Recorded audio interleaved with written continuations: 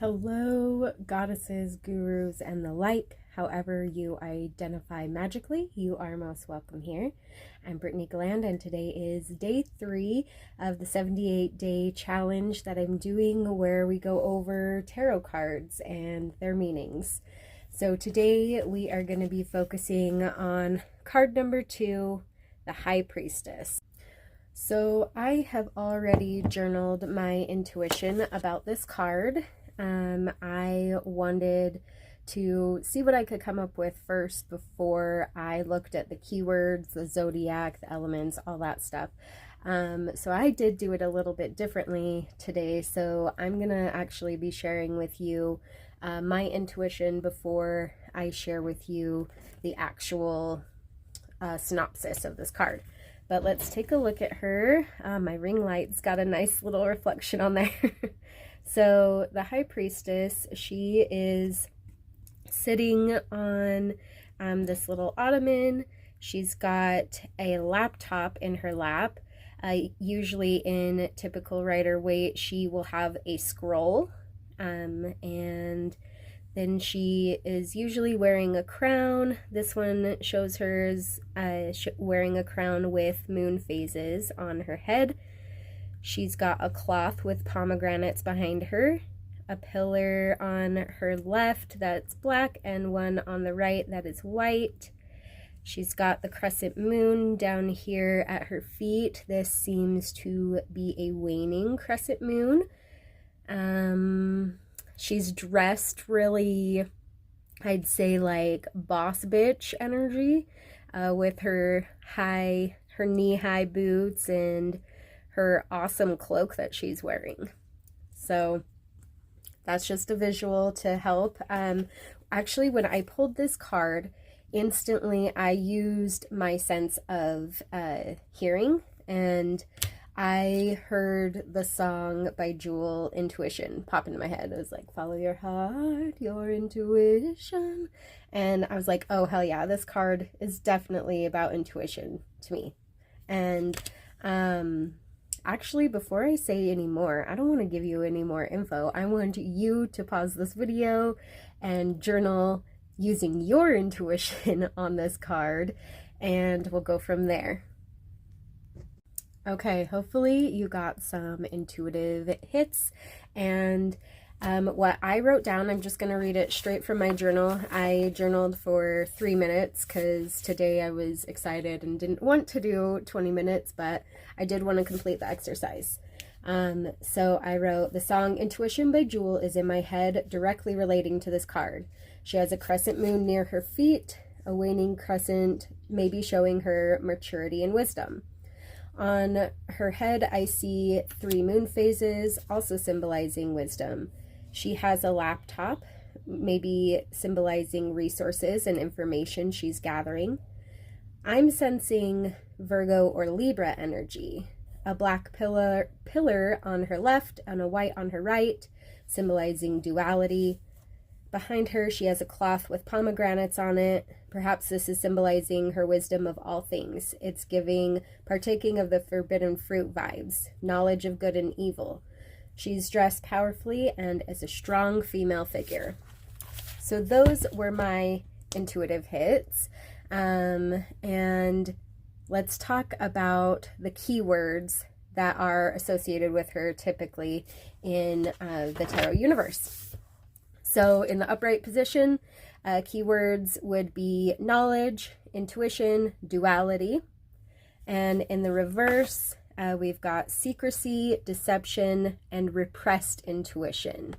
Let's see here. And I also want to mention that I do have a free tarot card keywords cheat sheet, and you can download that for free on sacredintuitionsociety.com. And it gives you a list of all the cards and their upright keywords and their reversed keywords.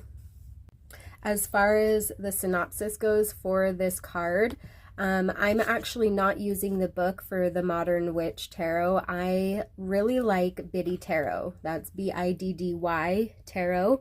I I love how she has it laid out on her website. And so when I'm looking up and checking my intuition, I usually go to that site. So it talks about the veil, the cloth behind her with the pomegranates on it, and how the veil represents the separate conscious and unconscious or subconscious realms, the seen and the unseen, and it is serving to actually keep casual onlookers out, and only the initiated are able to go through this veil. The pomegranates symbolize abundance and fertility and the divine feminine, and they're often associated with Persephone from the underworld, since she ate a pomegranate seed in the underworld and was forced to return every year. The two pillars on the card, the black and the white, do represent duality, the masculine and the feminine, and they mark the entrance to the sacred mystical temple. So the masculine and the feminine, the darkness and the light, it shows that you have to have knowledge of both to be able to move through into this sacred space, through that veil. And then her scroll, or her laptop in this case, symbolizes her knowledge of that duality, of everything around her. And so that's kind of just the synopsis of her. And then of course we've got the moon for intuition, very feminine energy. I want to talk about how she shows up in tarot readings for you. So she can show up to tell you that you are in your era of using your intuition, that you're doing a good job of using your intuition, that this is what you need to do to get to the next level, so to speak, in whatever situation your reading is about, and to embrace the masculine and the feminine features within you. Now, if she's in reverse, we talked about secrecy, deception, and repressed intuition. So it might be telling you like, hey, you're not using your intuition, or hey, you're being really secretive or deceptive in your endeavors. Maybe someone around you is. Whatever it represents, just keeping those keywords in mind and applying it to the context of your reading. Always use your intuition for that. So the element associated with her, if you haven't guessed already, is actually going to be water. The moon and water are both very feminine aspects. So usually when you see the moon, you'll think water signs, right? So, and I should have thought of that, not should have, but my guess was Virgo or Libra zodiac, but actually now looking and finding out after reading and researching, it's a water sign. She's actually associated with all water zodiacs, so Scorpio, Cancer, and Pisces. But she's mostly associated with the Cancer zodiac, and that is because they are, if you think of Cancer, they're the crab, right? They've got this hard exterior shell, which is symbolic of protection, but it's also nurturing because it's protection, but on the inside there's this soft core. So that's why she's associated with that. She is very boss bitch. She is very protective. She's protecting that realm of the unseen and the mystery and the subconscious and intuition. But those that are initiated can definitely come through, and she is nurturing of that realm as well. So the planet she is associated with is obviously the moon.